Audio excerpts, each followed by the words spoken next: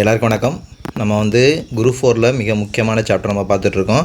அதில் எக்கனாமிக்ஸில் இன்றைக்கி நம்ம பார்க்க போகிறது ஜிஎஸ்டியோடைய வரலாறு. ஓகேங்களா, வாங்க இப்போ நம்ம வீடியோக்குள்ளே போகலாம். ஜிஎஸ்டினா என்னென்னா எதுக்குள்ளே வருதுன்னா அது இன்டைரக்ட் டேக்ஸ், மறைமுக வரியில் வருது. ஓகேங்களா, அதாவது 2017 மார்ச் 29 தான் என்ன பண்ணாங்கன்னா ஃபஸ்ட்டு ஜிஎஸ்டி எங்கே கொண்டு வராங்கன்னா நாடாளுமன்றத்தில் கொண்டு வராங்க.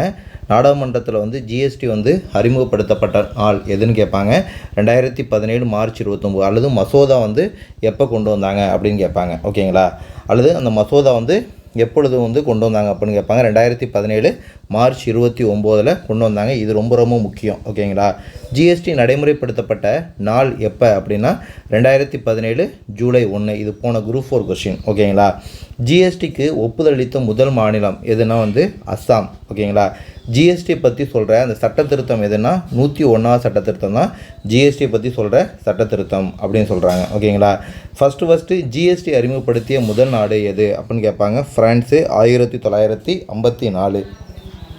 ஸ்டேட் ஜிஎஸ்டி, சென்ட்ரல் ஜிஎஸ்டி உள்ள நாடு எது அப்படின்னு கேட்டாங்கன்னா கனடா. ஆனால் நம்ம இந்திய அரசியலமைப்பில் எங்கேருந்து நம்ம ஜிஎஸ்டி எடுத்தோம் அப்படின்னா கனடா அரசியலமைப்பில் தான் எடுத்தோம். ஓகேங்களா, இந்த ஜிஎஸ்டி என்ற ஒரு டேர்மை முதல்ல பயன்படுத்தியவர் யாருன்னா அசீம்தாஸ் குப்தா அப்படின்னு சொல்கிறாங்க. ஓகேங்களா, ஜிஎஸ்டியோடைய வரலாறு என்னென்னா மறைமுக வரியில் சொல்கிறாங்க. 2017 மார்ச் 29 நாடாளுமன்றத்தில் கொண்டு வராங்க. எப்போ நடைமுறைப்படுத்துகிறாங்கன்னா 2017 ஜூலை 1 நடைமுறைப்படுத்துகிறாங்க. இந்த ஜிஎஸ்டிக்கு ஒப்புதல் அளித்த ஃபஸ்ட்டு மாநிலம் எதுனா அஸ்ஸாம். 101வது சட்ட திருத்தம். ஜிஎஸ்டி அறிமுகப்படுத்திய முதல் நாடு எதுனா ஃப்ரான்ஸு 1954.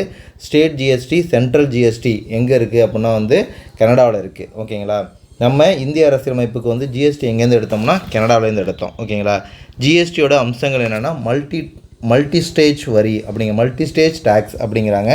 இது இலக்கு சார்ந்த வரி அப்படிங்கிறாங்க. இது பல மறைமுக வரிகளை என்னென்னா பல மறைமுக வரிகளுக்கு ஒரே வரியாக எதை கொண்டு வந்தாங்கன்னா ஜிஎஸ்டியை கொண்டு வந்தாங்க. ஜிஎஸ்டிக்குள்ளே எதெல்லாம் வராது அப்படின்னு ஒரு கொஸ்டின் கேட்பாங்க. ஓகேங்களா, ஆல்கஹால் வராது, பெட்ரோல் வராது. ஆல்கஹால் வராது, பெட்ரோல் வராது அப்படிங்கிறாங்க. ஜிஎஸ்டியோடைய குறிக்கோள் என்ன அப்படின்னு பார்ப்போம். ஓகேங்களா, ஜிஎஸ்டியோட குறிக்கோள் என்னென்னா ஒரு தேசம் ஒரு வரி ஒரு சந்தை. இதுவும் ரீசெண்டாக ஒரு எக்ஸாம்பிள் கேட்டிருக்காங்க. ஜிஎஸ்டியோட குறிக்கோள் ஒரு தேசம் ஒரு வரி ஒரு சந்தை அப்படிங்கிறாங்க. இது இந்திய ஏற்றுமதி அதிகரிக்க கொண்டு வரப்பட்டதான் இந்த ஜிஎஸ்டி அப்படிங்கிறாங்க. வரி தரத்தை அதிகரிக்க பயன்படுவது ஜிஎஸ்டி அப்படிங்கிறாங்க. வருவாயை நடைமுறையை எளிதாக்க பயன்படுவது எதுனா ஜிஎஸ்டி அப்படிங்கிறாங்க.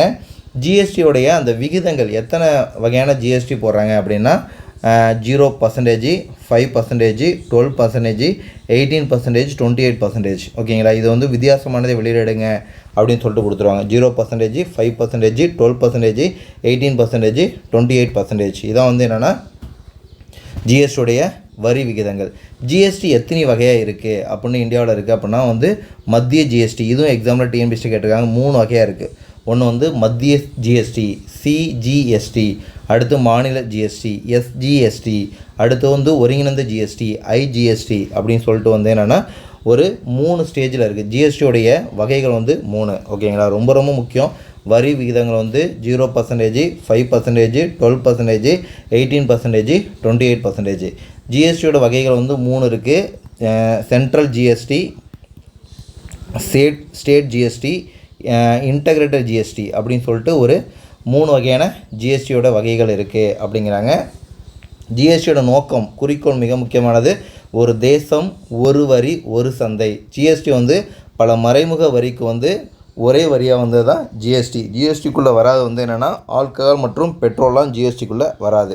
ஓகேங்களா, ஓகே ஃப்ரெண்ட்ஸ், இந்த வீடியோ உங்களுக்கு பிடிச்சிருந்தா லைக் பண்ணுங்கள், ஷேர் பண்ணுங்கள். தேங்க்யூ.